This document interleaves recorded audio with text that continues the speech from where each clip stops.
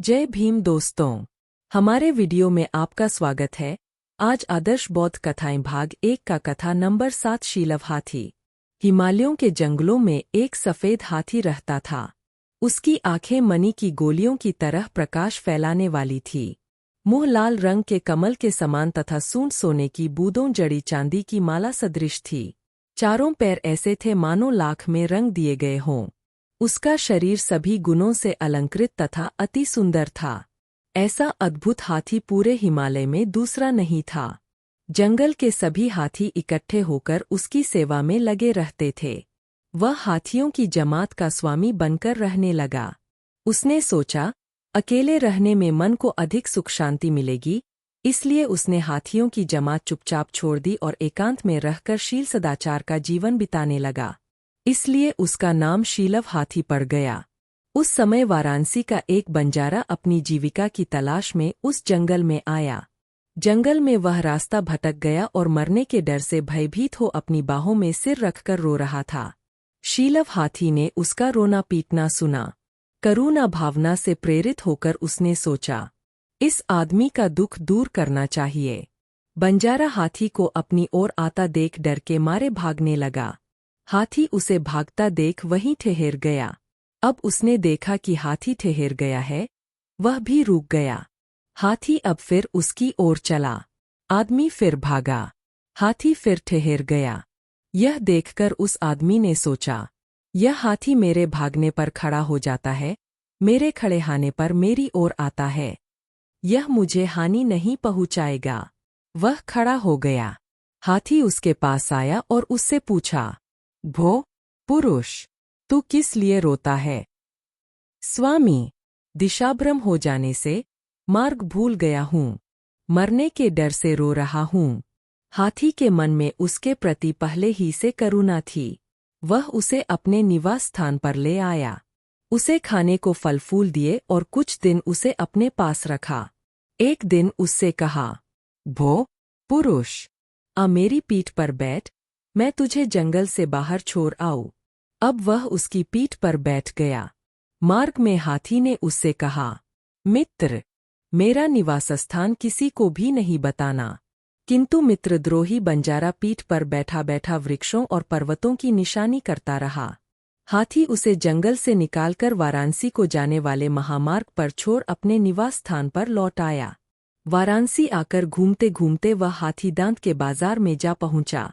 वहां एक हाथीदांत की चीजें बनाने वाले शिल्पी से पूछा, भो, यदि जीवित हाथी के दांत मिलें तो क्या उसे खरीद लोगे?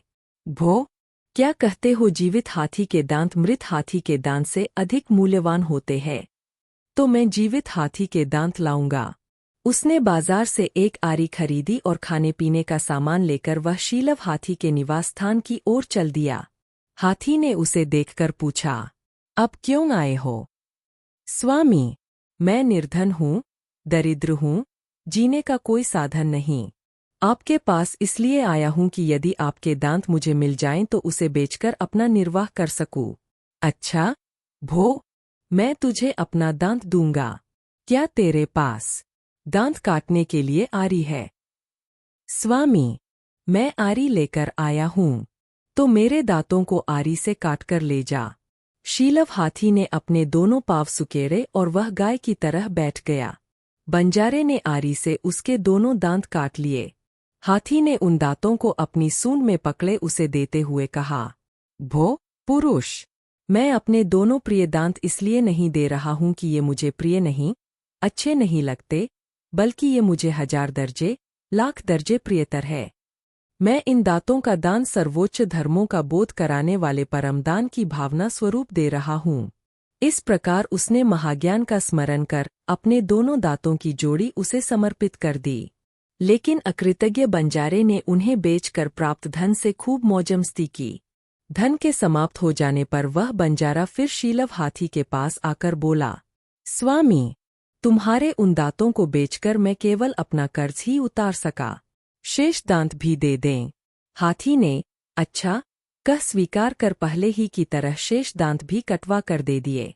उसने उन्हें भी बेचकर फिर आकर कहा, स्वामी, गुजारा नहीं चलता, मुझे अपनी मूल दांतें भी दे दें। अच्छा, कहकर शीलव हाथी फिर पहले ही की तरह दोनों पाँव सुकोड़कर बैठ गया।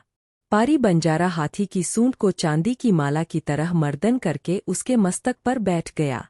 उसने उसके मुंह को खोला और मसूड़ों के मांस को हटाकर तेज आरी से सभी मूल दांतों को काट कर निकाल लिया। इस पापी के वहां से निकलते ही धरती काँप उठी। वह अधम पापी का बोझ सहन न कर सकी। शीघ्र धरती की एक दरार से ज्वाला फूट पड़ी। वह अकृतज्ञ देखते ही भस्म हो गया।